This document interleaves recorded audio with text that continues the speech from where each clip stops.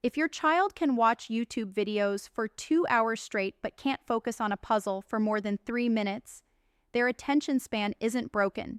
It's been hijacked.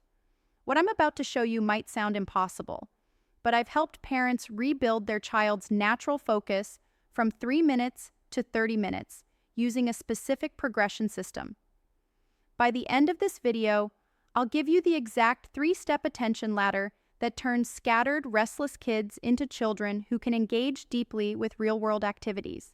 I'm a specialist who has worked with over 2,000 families dealing with children's screen addiction, and the attention span damage I see is always the same pattern. Parents tell me their 5-year-old used to build elaborate block towers and color-detailed pictures, but now they abandon every activity within minutes, complaining that everything is boring. Here's what's really happening. Screens train your child's brain to expect constant stimulation changes every 2 to 3 seconds. YouTube videos, games, and apps are designed with rapid visual changes, instant rewards, and continuous novelty. Your child's developing attention system becomes calibrated to this artificial pace, making real-world activities feel painfully slow by comparison. This isn't your child being lazy or defiant. Their brain has literally been rewired to need constant external stimulation to maintain focus.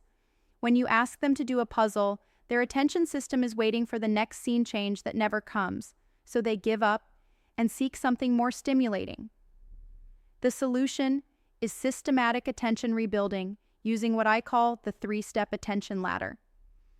This works because we gradually retrain your child's brain to find satisfaction in sustained focus rather than constant stimulation. Step 1 is foundation focus activities. Start with sensory-rich activities that naturally hold attention without requiring forced concentration.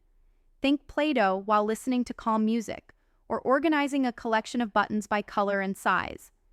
These activities engage multiple senses simultaneously, making it easier for a screen-damaged attention system to stay focused. Start with whatever time span your child can currently manage, even if it's just 5 minutes. Step 2 is extended engagement activities. Once your child can sustain focus for their baseline period consistently, introduce activities with natural progression and development. Art projects with multiple steps, cooking activities that require following sequences, or building projects with specific goals. These activities have built-in momentum that carries attention forward naturally. The key is choosing activities slightly above their current attention capacity, but not so challenging that they cause frustration. Step 3 is deep focus mastery activities. These are activities that require sustained concentration and offer the satisfaction of genuine skill development. Learning to tie shoes, playing strategic games, complex building projects, or learning simple songs on an instrument.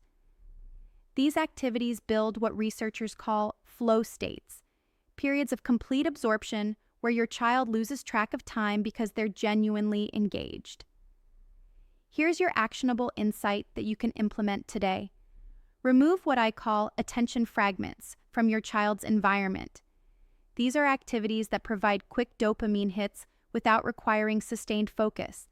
Things like fidget toys during other activities, background music with lyrics during focused tasks, or having multiple activity options visible at once. Your child's recovering attention system needs to practice focusing on one thing at a time without competing stimulation. The progression from 3 minutes to 30 minutes typically takes about 3 weeks when done systematically. Week 1 focuses on foundation activities at your child's current capacity. Week 2 introduces extended engagement as their baseline improves. Week 3 adds mastery activities as they develop confidence in their ability to focus deeply. Most parents are amazed to discover that their child's natural attention span was always there. It was just suppressed by artificial stimulation. When you remove the competing stimulation and provide appropriate challenges, children naturally want to engage more deeply. They start choosing activities that require sustained focus because those activities provide genuine satisfaction that quick entertainment cannot match. The biggest mistake parents make is trying to force longer attention spans before rebuilding the foundation. If your child currently focuses for 3 minutes, don't expect 15 minutes tomorrow.